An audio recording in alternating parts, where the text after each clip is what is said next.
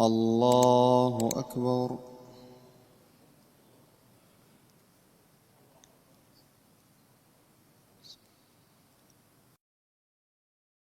واذكر في الكتاب مريم إذ انتبذت من أهلها مكانا شرقيا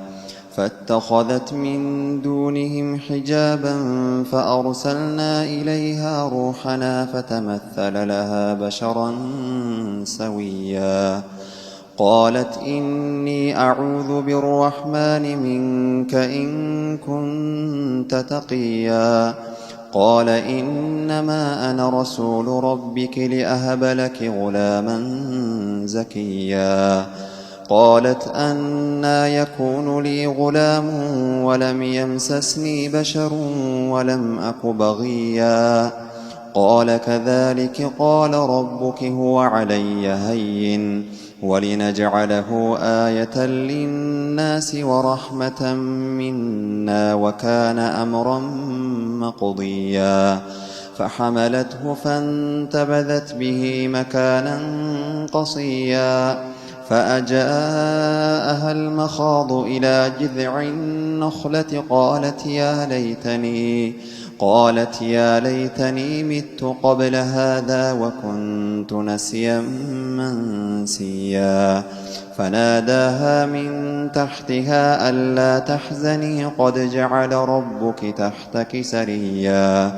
وهزي إليك بجذع النخلة تساقط عليك رطبا جنيا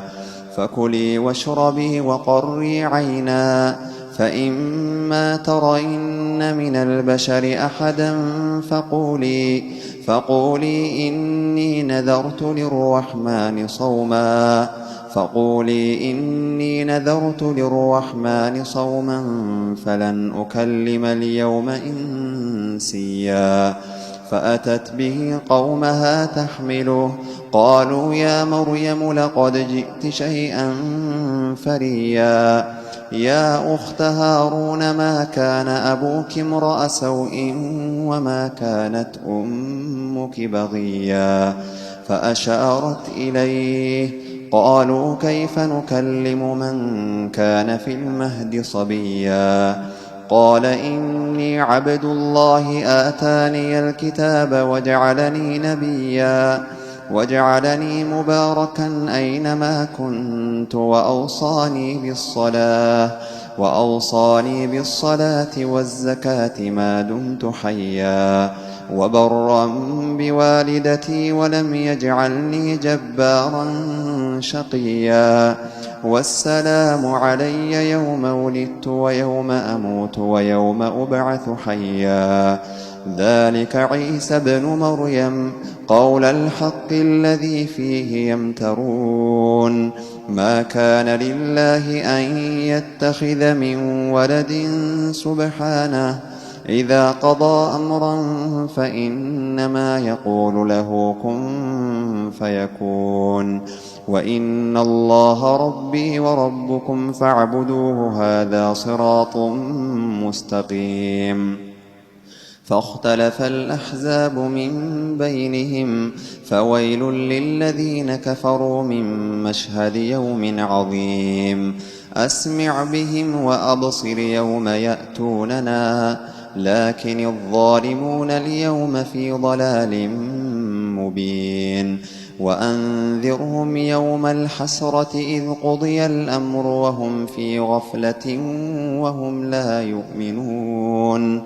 إنا نحن نرث الأرض ومن عليها وإلينا يرجعون واذكر في الكتاب إبراهيم إنه كان صديقا نبيا إذ قال لأبيه يا أبت لم تعبد ما لا يسمع ولا يبصر ولا يغني عنك شيئا يا أبت إني قد جاءني من العلم ما لم يأتك فاتبعني أهدك صراطا سويا يا أبت لا تعبد الشيطان إن الشيطان كان للرحمن عصيا يا أبت إني أخاف أن يمسك عذاب من الرحمن فتكون للشيطان وليا قال أراغب أنت عن آلهتي يا إبراهيم لئن لم تنته لأرجمنك واهجرني مليا قال سلام عليك سأستغفر لك ربي إنه كان بي حفيا وأعتزلكم وما تدعون من دون الله وأدعو ربي عسى ألا أكون بدعاء ربي شقيا فلما اعتزلهم وما يعبدون من دون الله وهبنا له إسحاق ويعقوب وكلا جعلنا نبيا ووهبنا لهم من رحمتنا وجعلنا لهم لسان صدق عليا الله